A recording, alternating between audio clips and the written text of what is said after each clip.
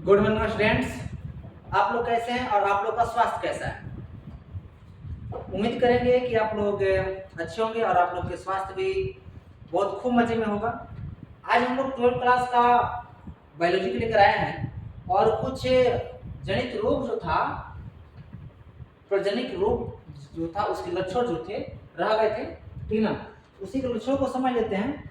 जैसे कि बताए थे पिछले क्लास में कि यौन संचालित रोग के जो सामान्य लक्षण थे, जननांगों में खुजली होने लगती थी, जननांगों पर घाव या छाले या तरल भरे फफोले होने लगते थे, या हल्का सा तेज दर्द होने लगता जनन अंग में, ठीक ना। अगर बात करेंगे आगे में क्या कि आगे में दे रखा हम लोग का कि देखिए कुछ मूत्र के समय जलन महसूस होगा, मतलब आग जैसा आग जैसे जलन लगेगा, ठीक ना। असामान्य स्राव होने लगेंगे जनन क्षेत्र में, सूजन मतलब कि क्या हो जाएगा, फूल जाएगा, ठीक ना। सूजन फूल जाएगा। अब बाद के लक्षण, ये था पहले का लक्षण, ये क्या था पहले का। अब बाद का लक्षण क्या होगा, यदि रोग का समय पर उपचार न हो तो क्या हो। हम बोले थे कि यदि इस तरह से कोई लक्षण आप लोग के जनन अंग में दिखाई दे रहे हैं, आप लोग तुरंत डॉक्टर से संपर्क कीजिए। यदि डॉक्टर से संपर्क नहीं कीजिएगा तब होगा क्या, सुनिए क्या कर रहा है फर्स्ट में कि शरीर के दूसरे अंगों तक फैल सकता है, एक अंग से दूसरे अंग से फैलेगा, ठीक ना। उसके बाद क्या कि प्रजनन क्षमता को भी प्रभावित करेगा, ठीक ना। और तीसरा में कि गंभीर जटिलताएं पैदा कर देगा, मतलब कि जो जनन अंग रहेंगे उसकी क्या कहलाता है, उस पर भी समस्या आ सकता है और जटिलताएं भी पैदा हो सकता है। कुछ मामलों में कैंसर या एड्स जैसी गंभीर बीमारी हो सकती है। ओके, चलिए आगे क्या कर रहे हैं, एसटीडी से बचाव। एसटीडी से बचाव क्या होता है, चलिए समझते हैं। यौन संचालित रोग से बचाव के लिए निम्न उपाय हैं। क्या पहला में याद रखना है कि सुरक्षित यौन व्यवहार करना है। जब सेक्स करना है आप लोग को तो ये सुरक्षित करना होगा, ठीक। अब सुरक्षित होगा कैसे, तो किसका उपयोग करना है, कॉन्डम का उपयोग करना है। सुरक्षित क्या कहलाता है, यौन संबंध बनाने के लिए किसका तो कॉन्डम का प्रयोग करना अनिवार्य है, ठीक ना। अभी सुरक्षित चाहते हैं देन तब। और क्या कह रहा है कि एक से अधिक यौन साथी से बचना, मतलब कि आप लोग को पहले भी बताए थे और एक बार फिर से बता रहे हैं, एक से अधिक यदि कोई पुरुष हो तो एक से अधिक महिला के साथ यौन नहीं करना है, और कोई स्त्री हो तो एक से अधिक पुरुष के साथ यौन संबंध नहीं बनाना है। यदि एक से अधिक पुरुष या महिला के साथ यौन संबंध बनाते हैं तो आप लोग को ये सारे परेशानी जो है झेलना पड़ेगा, ठीक ना, मतलब पड़ेगा, ठीक। संक्रमित व्यक्ति से संपर्क से बचना, जो व्यक्ति को रोग है या एड्स हुआ है वैसे व्यक्ति से क्या है, बचना है, ठीक ना। चलिए आगे समझते हैं। और क्या, रक्त या सुई की सुरक्षा, और समय पर डॉक्टर से सलाह लेना है। संक्रमण की शंका होने पर जांच कराना है डॉक्टर से। और जनन स्वास्थ्य के प्रति जागरूकता, मतलब कि जो जनन स्वास्थ्य है इसके प्रति क्या रहना, जागरूक रहना है, और जागरूक सब लोग को करना भी है। ओके, चलिए आगे समझते हैं।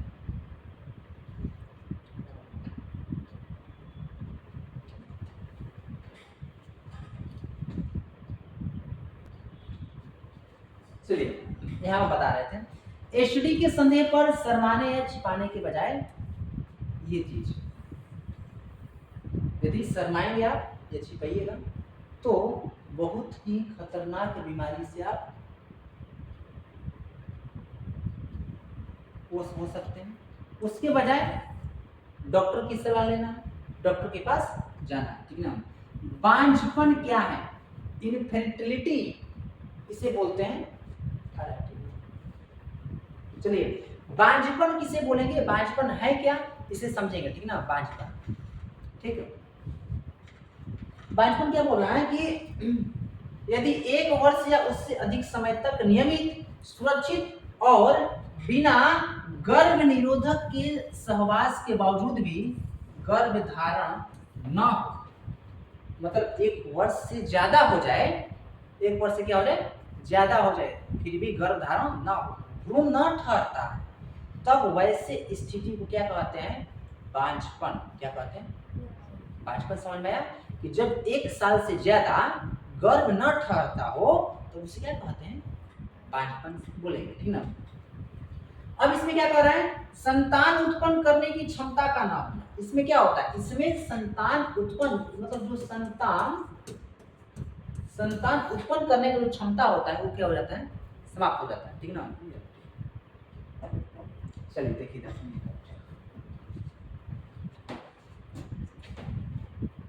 आगे क्या कह रहा है, मतलब बोल सकते हैं कि संतान उत्पन्न करने की क्षमता खत्म हो जाता है, उसे क्या कहते हैं, बांझपन कहते हैं, ठीक ना। या बोलेंगे बांझपन किसमें हो सकता है, किसमें हो सकता है, स्त्री में, पुरुष में, दोनों में या तीनों में हो सकता है। स्त्री में हो सकता है, सॉरी स्त्री में भी हो सकता है, ठीक ना, स्त्री में भी हो सकता है, पुरुष में भी हो सकता है, और स्त्री या पुरुष दोनों में हो सकता है, ठीक। चलिए, तो ये नहीं कि मतलब सिर्फ स्त्री में ही बांझपन होता है, ओके। चलिए यहाँ पर ठीक दिखाई दे रहा है, चलिए दिख रहा होगा अच्छी तरह से। बांझपन के कारण क्या, जनन अंगों की समस्या। बहुत सारे महिलाओं में देखने को मिलता है, पुरुष में मिलता है कि जनन अंग में कुछ समस्याएं आती हैं, तो जिसके कारण बांझपन की समस्या उत्पन्न हो जाती है, ठीक ना।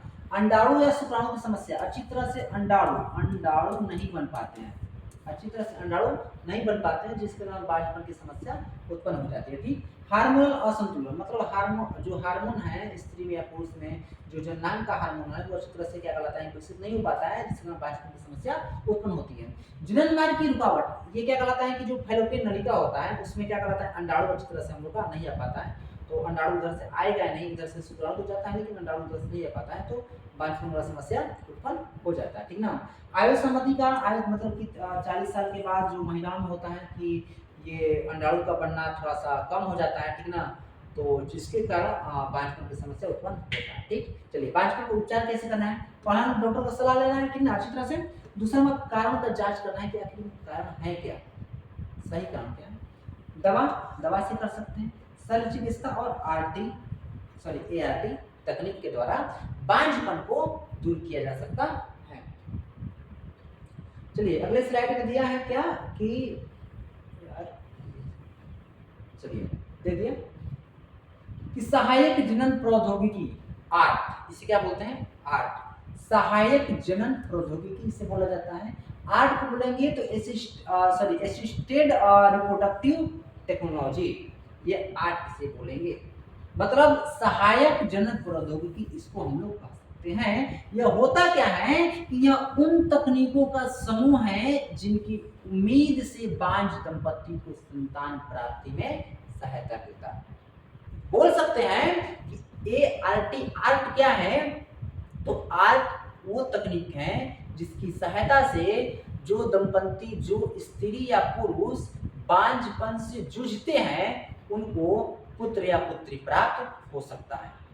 आर्ट समझ में आया, ठीक। चलिए अब इसमें कह रहा है कि आर्ट का उद्देश्य क्या होता है कि बांझ दंपति को संतान प्राप्ति में सहायता देना, कि जो दंपति, जो स्त्री या जो पुरुष बांझपन से जूझते हैं उनको क्या करना, सहायता प्रदान करना, जनन संबंधी समस्याओं का समाधान करना।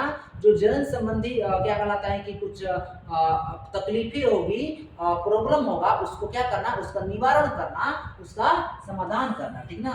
निषेचन और भ्रूण निर्माण को संभव बनाना, ऐसे बहुत सारे स्त्री पुरुष हैं जिनके अंडाणु और शुक्राणु क्या कहलाता है कि निकलने के बावजूद भी उन लोगों का निषेचन अच्छा से नहीं हो पाता है। तो आर्ट का यही उद्देश्य है कि निषेचन और क्या कहलाता है कि जो भ्रूण निर्माण का होता है उसको सफल बनाना, ठीक ना। और आर्ट के अंतर्गत कुछ प्रमुख तकनीकें आती हैं, देखिए जो एनसीईआरटी के अनुसार दिया हुआ, ठीक ना, ये किताब में मतलब कि बहुत बार पूछा गया है। आईवीएफ आप लोग देखते भी होंगे, आईवीएफ इन विट्रो फर्टिलाइजेशन, ठीक ना, in vitro fertilisation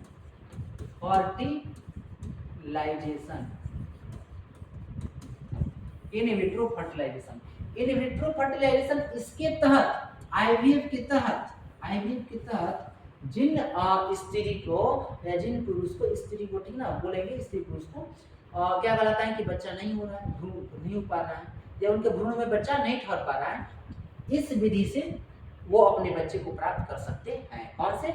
IVF in vitro fertilization. समझ में आया? चलिए, एक बहुत सारे प्रचलित हैं जो जीआईएफटी हैं, क्या कहलाता है कि जीआईएफटी और आईसीएसआई। सबसे प्रचलित कौन सा है? आईवीएफ। कौन सा है? आईवीएफ। आईवीएफ के द्वारा बहुत सारे क्या कहलाते हैं वैसी माएँ जो जिनके बच्चे क्या कहलाते हैं भ्रूण में नहीं ठहर पा रहे हैं, उनको अपने बच्चे को क्या प्राप्त कर पा रही है, ठीक ना। इसके बारे में हम अगले क्लास में चर्चा करेंगे। तब तक के लिए नमस्कार।